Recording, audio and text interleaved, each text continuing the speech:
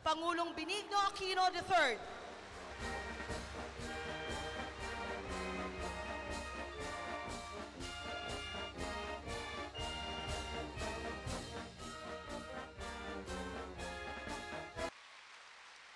Maganda at pinagpalang hapon po sa ating lahat. Kaya nga po, ang sabi po natin, kasama po ninyo ang TESDA at iba pang mga ahensya ng ating pamahalaan para lalo pa ninyong mapahusay ang inyong galing at gawing sustainable ang inyong iniisip na negosyo.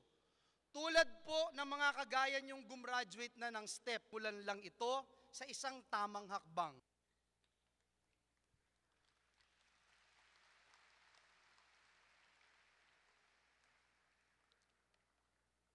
Maaari pong tumayo ang mga food processing graduates at pumunta si Ms. Jocelyn C. Rayos ng Mandaluyong para tanggapin ang certificate at toolkits na kinabibilangan ng pressure cooker, mixing bowl at weighing scale.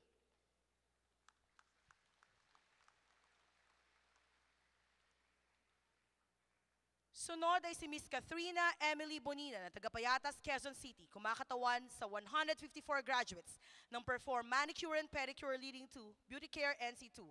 Ang mga graduates ay tatanggap ng cuticle knee. Salubungan natin ng masigabong palakpakan ang minamahal natin, His Excellency Benigno S. Aquino III.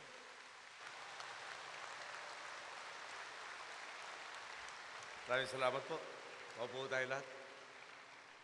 Secretary Joel Villanueva, Mayor Tony Calixto, Congresswoman Amy Calixto Rubiano.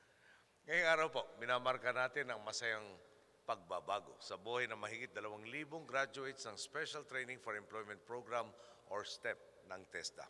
Kahanga kayo lahat dahil pinatunayan ninyo ang Pilipino, anuman ang kanyang edad, bata tulad ko o may edad tulad ni Joel, saan man ang kanyang pinanggalingan, kapag binigyan mo ng pagkakataon talagang susulitin niya. Hindi lang upang iangat sa sarili, kundi para makatulong din sa pamilya at sa kalakhang lipunan. Congratulations po sa inyong lahat.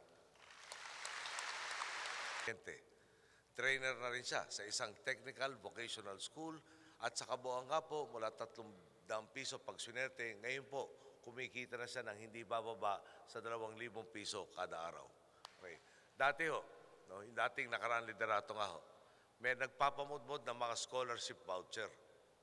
Na ang problema po, wala naman palang pondong nakalaan ang Kongreso para doon sa mga voucher na yan. Kaya nung natapos po sila, iniwan po kay Joel ay 2.4 bilyong pisong utang ng ahensya. At siyempre sa dulo po, taong bayan na rin ang magbabayad nitong inutang na wala naman palang kapahintulutang iutangin. Kaya nga po, pinapanagot na natin ang dating pinuno ng TESDA, 10 na kanyang mga kasamahan, ngayon po humaharap sila sa kasong katiwalian na isinampa ng Ombudsman.